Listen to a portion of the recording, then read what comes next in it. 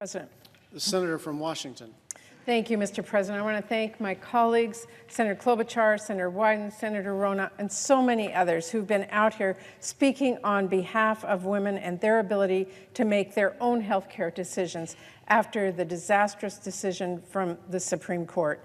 And it has been now almost a month since the Supreme Court overturned Roe v. Wade, ended the right to abortion, and really upended health care for women across this country. And every single day, women and providers and patients have been shouting from the rooftops about how damaging this is, how women's lives are now at risk. Every single day, we are seeing the horrors caused by Republican suppression. Women forced to stay pregnant and give birth when they don't want to. Patients denied prescriptions that they need. A 10-year-old forced to travel across state lines to get an abortion after being raped. A woman experiencing a miscarriage left bleeding for 10 days as providers were not clear if they could treat her due to Republicans' extreme bans.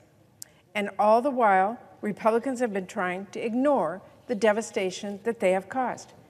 And even more cruelly, they have been trying to distract us, telling us that what we're seeing isn't really happening. They have tried to say it won't undermine birth control access, even as patients have been denied Plan B. They have tried to say we don't need to protect the right to travel for abortion care, even as some Republicans are already writing and introducing bills to take that right away. They have even tried to say their extreme bans won't undermine care for ectopic pregnancies or miscarriages, even as providers have already been forced to change the standard of care because Republicans' dangerous abortion bans making them perform riskier, invasive surgeries than would otherwise be necessary, or even sit on their hands until patients' vital signs drop before they can do what they know is needed to save lives. It really is unconscionable. And despite what we have heard from Republicans, it is happening right now in this country.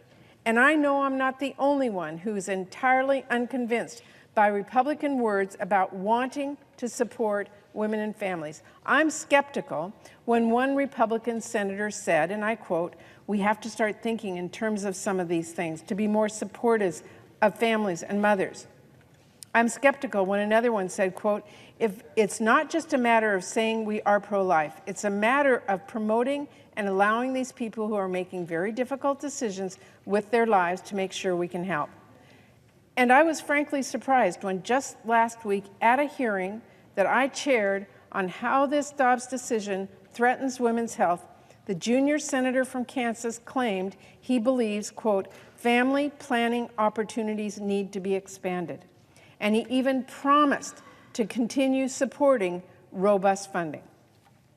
Here's the chance to match that rhetoric with action, because Senator Smith and Senator Warren and I have a bill right here that would do exactly that. In fact, it is even called the Expanding Access to Family Planning Act. I know Senator Smith cares a lot about this, and while she can't be here right now due to COVID, I want to thank her for her leadership on this and explain what this bill does for her. Mr. President, this bill is pretty simple. It almost couldn't be simpler. It takes our nation's long-standing family planning program, Title X, and provides the strong mandatory funding Title X needs now to support patients across the country. That's it. It's very easy. It's very straightforward. Now, if Republicans really mean what they're saying, if they are really serious about expanding access to family planning, there's no reason why we cannot get this done right now. After all, we're talking about a program that has a long history of bipartisan support. We're talking about a program that was signed into law by a Republican, President Nixon, way back in 1970.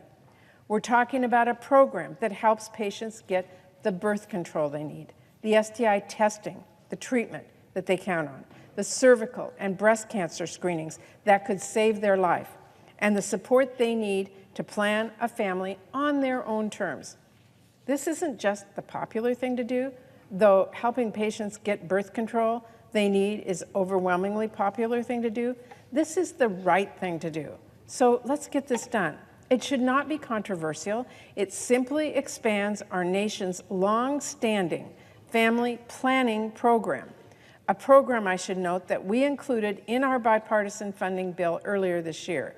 Now, just a few months ago, some Republicans were adamantly against any increases for this program, but now, as we hear, they are changing their tune and claiming they do want to support families. They do want to expand family planning services. They want to do exactly what this bill does, unless, of course, they don't mean it. It's empty rhetoric, or just another Republican distraction from the reality that's been ushered in. So right now, Mr. President, the Republicans will have a chance to go on the record on whether they actually support family planning, whether they actually want to help people get birth control. And believe me, the same Republicans have been trying to ignore the same people who are having their health care undermined, their lives upended, their control over their own bodies taken away, are going to be watching this closely. And they're not going to forget how much or how little Republicans' promises are worth. So, Mr. President, I ask unanimous consent that the Committee on Health, Education, Labor, and Pensions be discharged from further consideration of S. 4550 and the Senate proceed to its immediate consideration, and that the bill be considered read a third time and passed, and that the motions to reconsider be considered, made, and laid upon the table. Is there objection? Reserving the right to object, Mr. President. Senator for Iowa. Mr. President, this bill is a wolf in sheep's clothing. While the language touts supporting access to family planning, in reality, it's likely a $5 billion gift for Planned Parenthood and other abortion-related providers. Prior to the Trump administration's Protect Life rule, Planned Parenthood received nearly $60 million per year in Title X funds. The Biden administration reversed this rule and has aggressively deployed Title X funds to abortion providers like Planned Parenthood. Under this bill, Planned Parenthood and other abortion providers would be allowed to use the funds to build clinics, and abortion counseling referrals would be mandatory. The bill would also force religious providers to violate their beliefs. Congress should not greenlight family planning dollars at the expense of family destruction. For those reasons, I object.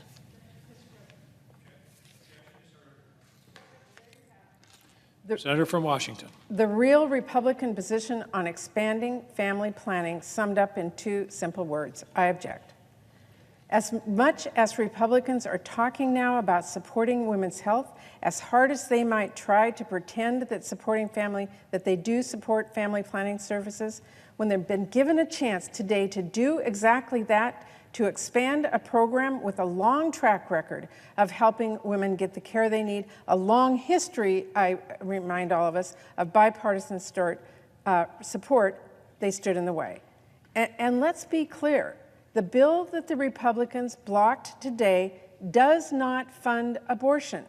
The truth is, Title X only provides services like birth control, ST1 testing, cancer screening, services Republicans claim to support.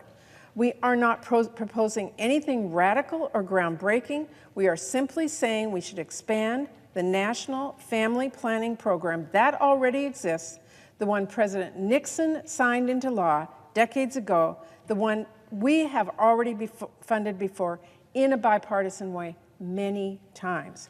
Title X is a program that is already providing patients family planning services and contraception, STI testing and treatment, screenings for breast cancer and cervical cancer, and more. And I know that because I have met with Title X providers and patients in my home state of Washington many times. And I would strongly urge my colleagues who blocked this bill to do the same. Listen to those patients. Listen to the doctors. Listen to the nurses in their states. This is a program we already know helps so many people, and it can help more. I can't say I'm surprised by Republican objections today. Can't say this is the first time Republicans have said one thing about women's health and done the opposite. And I think we all know full well it won't be the last. So my message to the American people who are witnessing this, pay attention. Pay attention. The Republican agenda is no to family planning, no to your right to travel for the health care you need, and no to your right to constitutional right to abortion. Senate Democrats and I will not stop holding them accountable for empty promises or for the devastating harm that their extreme abortion bans are now inflicting on so many patients and families. Thank you, Mr. President. I yield the floor.